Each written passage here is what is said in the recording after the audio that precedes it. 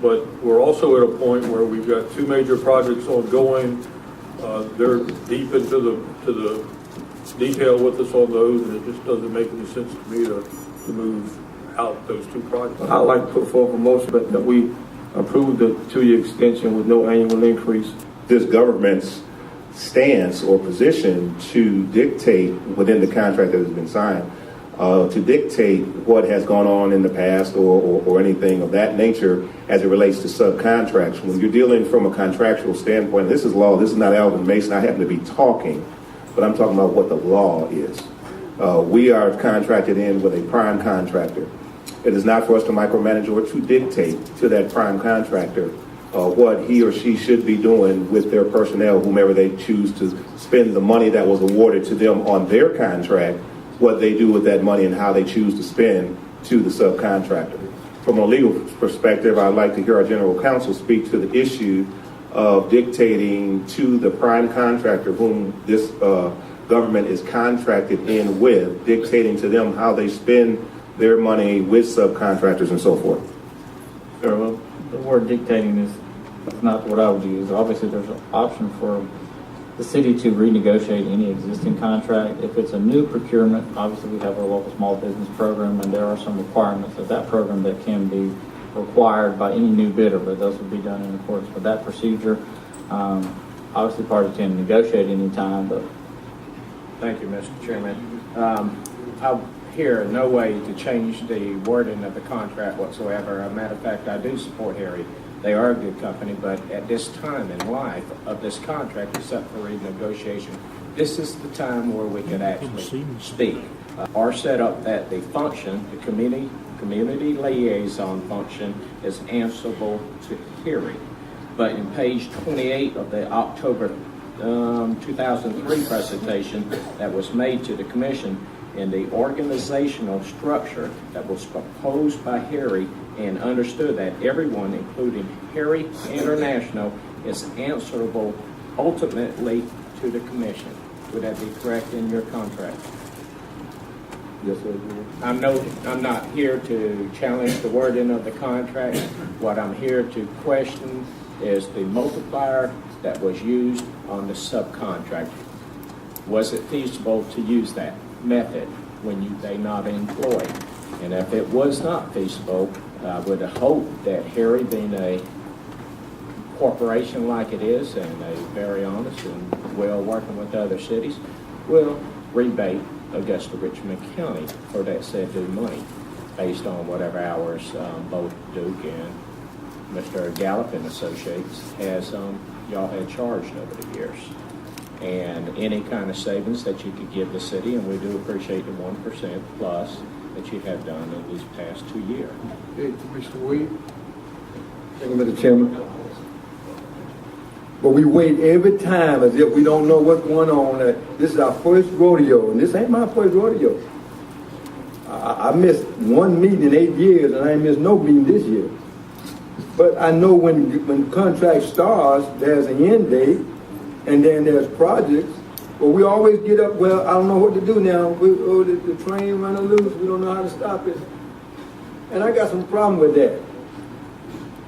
The administrator got 2 assistants, 2 secretaries, and 10 phones. But we still get to the point here where we don't know what to do. Something wrong when you pay people hundreds of thousands of dollars a year, and then we come up here and look like we don't know what we're doing. I know what I'm doing. All right, any other comments? Anyone like to address this commission? We got Al Gray here. Who? Mr. Gray. Please keep it as brief as possible. I got Domino's on the way bringing some pizzas for everybody. I can just about use it. Oh, okay. Okay, I'm Al Gray. I'm of 2573 Salem Church Road in Lincoln, Georgia. And Mr. White, I would like a clarification. The basis of these numbers is the rate times number of hours expended, correct? It's not really, when you start talking about the contract amounts, that's the not to exceed amount, that's like a target amount, right? So when you said that you cut the cost $400,000, it came out of the target amount, or did it come out of the rates? The target amount? Okay. Okay. Well, back to the point that Commissioner Guilfoyle made and Mr. Mason, I would beg to differ with you on one thing. You do have a contract. That contract is very contradictory, it looks like to me, in terms of what you've got with these different parties. And I'd like to keep it focused on a spreadsheet that Mr. Guilfoyle got from Mr. White last week. And it shows the development of these rates. And these rates start out, and it gives a mixture of Heery personnel, Dukes Edward Dukes personnel, and Mr. Gallop and Associates. Now, it shows that you take this rate, it says a 2003 rate, and for, I presume for Heery employees, this would be their wage rate. And then it marks it up, direct personnel expenses 1.35, and then it compounds it by overhead 1.68, and profit at 1.1. So you end up with a total multiplier effect on that base salary of 2.5. And this is pretty standard for how engineering firms work in developing billing rates. But the key thing here is, and then here's the key question that needs to be resolved, is that when you've got Winford Dukes, Mr. Gallop, who is Gallop and Associates, and I think you've got Jacques Ware, is also a Dukes Edward Dukes person. Are these rates their actual salary rates?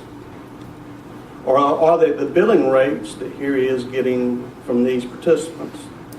So that makes a very substantial difference in some of these rates. And what bothers me is, and I would agree, Mr. Mason, you say you've got a contract. The contract says it's with Heery International. But then in some of the correspondence, you're talking about Dukes Edward Dukes as separate personnel. So there's a conflict in my mind somewhere there. And I guess what we're looking at, and is the question that involves, is where the base rate, where you started off from. And it will really be interesting now to see what those numbers are for that base rate, and see whether they're actual wages and salaries, or whether those are marked up costs from these participants. Multiplier does not apply to ourselves. That hopefully should answer that question. Their overhead in their companies is very different than what ours are, so when we negotiate with them, that multiplier amount would not be the same. So the community liaison is $65 an hour. The end result in 2015 is $235 an hour. Would that be correct to say? Why would it be on this sheet that you had gave me then? Because back in 2003, there wasn't a 2004, 2005, or 6 breakout in your... This is just a matrix that we use to help us develop our fees. It's not set in stone. I mean, as far as every position here, there's certainly nobody more than this. In all cases, again, it looks to me like we're doing Mr. Galvez as a pass-through, not marking it up. Doing that, putting the DTE, the overhead, and profit on top of him with it.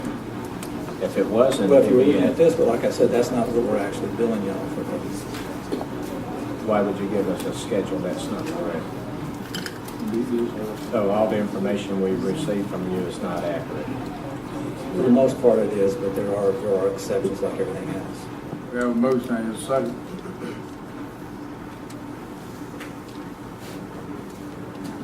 I'll second it. That motion fails 2-2 with Mr. Johnson and Mr. Grady Smith voting yes, Mr. Guilfoyle and Mr. Williams voting no.